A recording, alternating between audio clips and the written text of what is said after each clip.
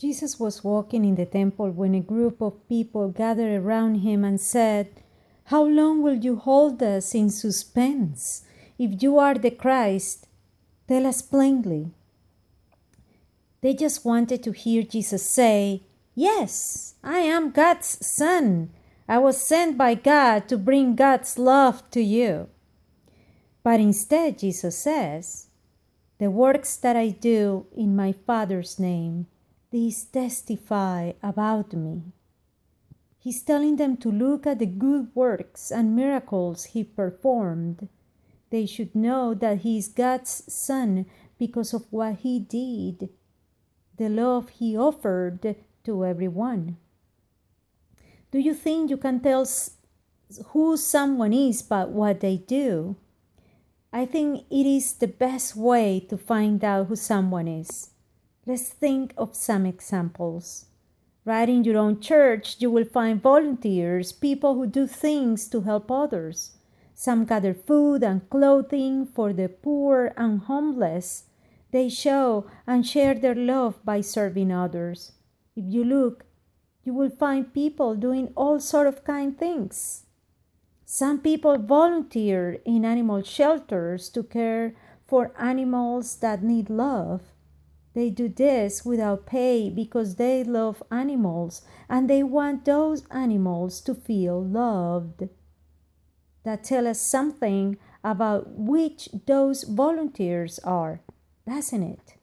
On the other hand, if you see someone who is unkind to an animal or another person, that tells you something about who that person is, doesn't it? Jesus teaches that we can know who he is by thinking about how he lived his life, how he provided love and care and help others. The same is true for each one of us. Others can tell who we are by the way we live our lives. They will know we are Christians by the way we act.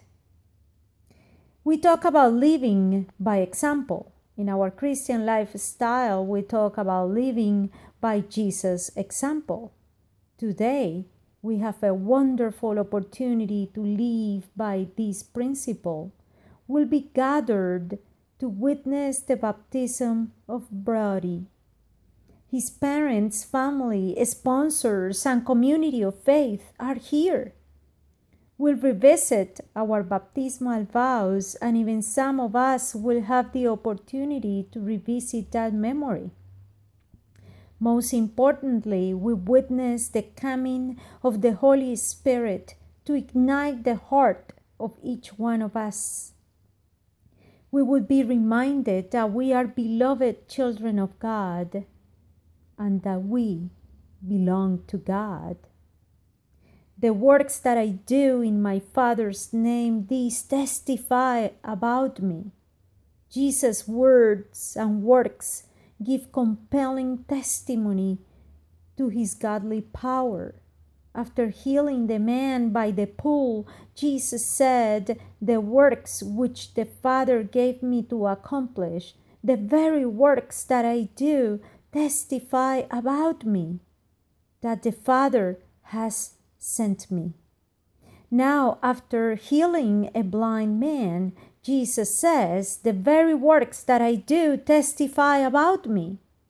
But you don't believe because you are not of my sheep, as I told you." God leaves us free to believe or not believe.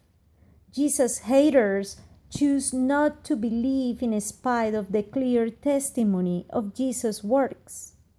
They persecuted Jesus because he healed on the Sabbath and proved blind his haters to the evidence when he healed a blind man.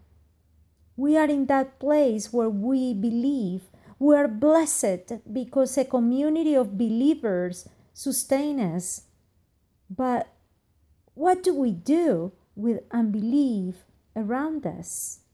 Opposition to Christ is a common thing today. In every time and place, opponents of Christ ignore the work of the church among the vulnerable and the evidence of changed lives.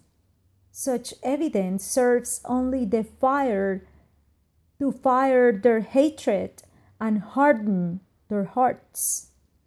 Observe how the church is portrayed in movies and on television. Sometimes it's not treated well. Most often, Christians are portrayed as negative and judgmental, or are made the butt of a joke. Some churches have gained negative remarks in the press and courts. In some communities around the world, Christians are actively persecuted and martyred for their faith. We're facing times of crisis, violence, hate, doubt, and despair. I don't know about you, but I've been there many times. The difference in how I remain hopeful and in stillness has to do with my faith. My prayer life in combination with my faith, my community, and the way I relate to the world following Jesus' example. Help me to feel God's embracing presence, Jesus by my side, and the Holy Spirit filling my heart.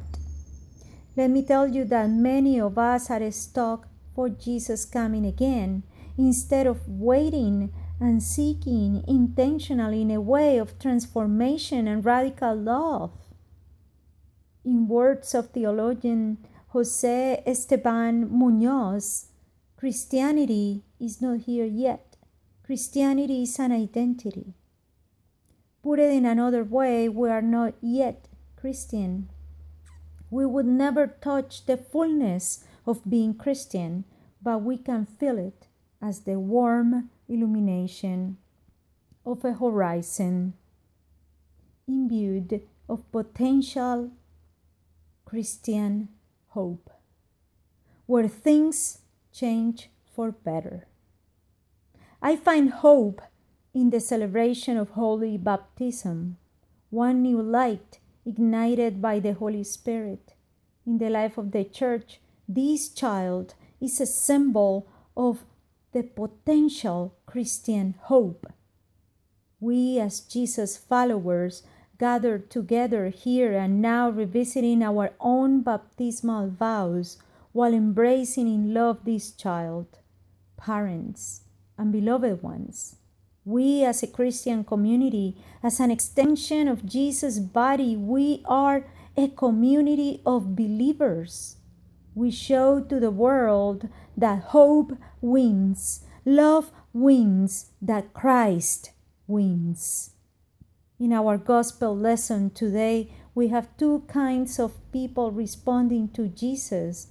Some hardened their hearts and refused to believe. Others heard Jesus' voice and followed him, as a sheep follows the voice of a shepherd. My prayer and my hope is that we keep following the voice of Christ in our lives and live a lifestyle that has to do with Jesus' example of love for one another.